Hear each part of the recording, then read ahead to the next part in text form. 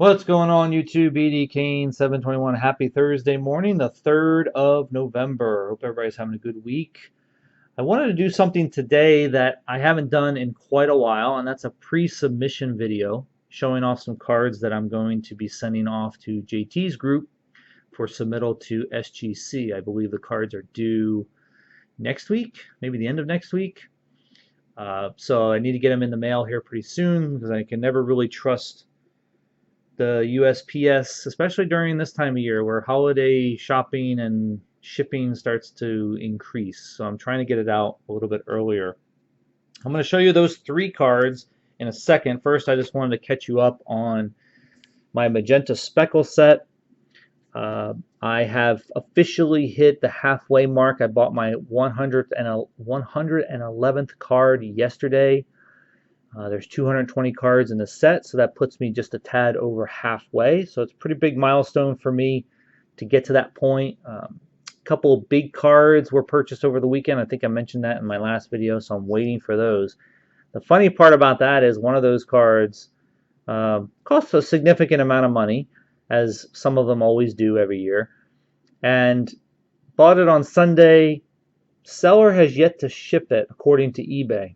And it's now Thursday morning, and I'm a little concerned because sometimes sellers can get a little bit upset about the price that the auction ended at, and sometimes they decide they don't want to ship the card. I've run into that a couple of times over the years, and I'm wondering if that's this time, because the card that I bought, which hopefully you'll see when I get it in, you could make an argument that it should have gotten a little bit more money, so I got lucky, I guess, and people weren't bidding at the time that I was, and so I got it for a really good price. But I'm hoping the seller doesn't have, I guess it would be seller's remorse, and maybe they're just holding out and not shipping the card, hoping I open a case, and then therefore they can make an argument to eBay that the card's not available and issue a refund, and then repost it for another sale. So I don't really know how that's going to end up. I will keep you guys up to date on that. Other than that, I did get a few cards in the mail here. I've got a Rafael Devers, Giolito, good buddy Joe Musgrove, Sammy Long, Brandon Crawford, Zach Short, and Zach Wheeler.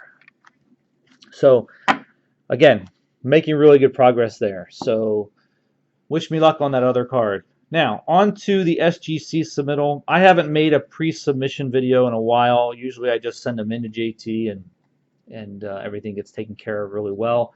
I think this case, though, I wanted to show off one of the cards because it's an interesting discussion.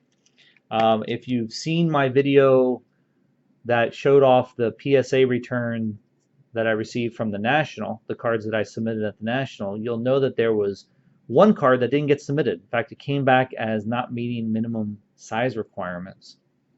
And that's this 1999 Lords of the Diamond Refractor die cut of Ken Griffey Jr. This is a card that I most certainly pulled because I bought some cards in unopened boxes back at a yard sale many years ago, like 10, 11 years ago, and pulled this exact card, and I've had it in a top loader ever since. So I was very shocked to know that it was not meeting size requirements and wasn't sure what to do with it. I actually was able to talk to JT about it. He was gracious enough to give me some of his time and talk to me on the phone about what to do. And he suggested that if you really want to get it graded and want another shot at getting it graded, to send it off to SGC and see what happens. And that's what I'm going to do. I'm going to give it a shot and see if SGC decides that it does meet the requirements and put it in a slab. Hopefully that doesn't cause any issues with the group. I don't think it will, but if it does, JT, and you're watching this, or if you don't want me to send it in because of that reason, let me know. Not really sure if that causes any issues with the group or not.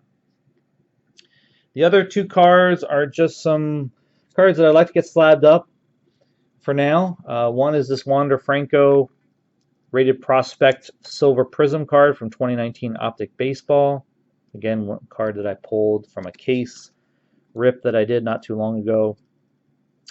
I think this has a good shot at a 9.5. You know, going back to the Ken Griffey Jr. card, I think that card probably is going to be a 9 or a 9.5. It's very, very difficult to get die cuts to be 10s, so I'm not expecting that on that one. The third card is the card that I bought this past weekend at the show that I went to, this Jalen Hurts rated rookie card from 2020 Optic Football. It's certainly not going to be a 10. I think there's at least one imperfection on the surface, plus the centering is off a little left or right. You can actually see it a little better here on the back. I'm hoping for a minimum of 9. If it gets anything less than a 9, I'll be disappointed. But I'm hoping for a 9 because what I want to do with this card is have it as part of my next giveaway.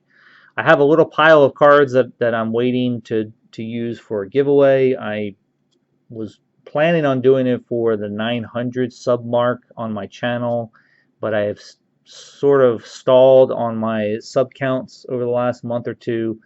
I'm I think a little bit over 800 right now, so hopefully someday in the future I could get to that 900 level and do a giveaway contest. So that's it. Those are the 3 cards I'm going to send in, and I will be updating you on the Speckle set probably next week. So have a great rest of your week and an awesome weekend. Hopefully the Phillies can pull one out tonight, go back to Houston actually go back to Houston in a 3-2 lead. That would be nice. I think they need to win tonight in order to win the series. So hopefully that'll happen. I will talk to you guys soon. Take care.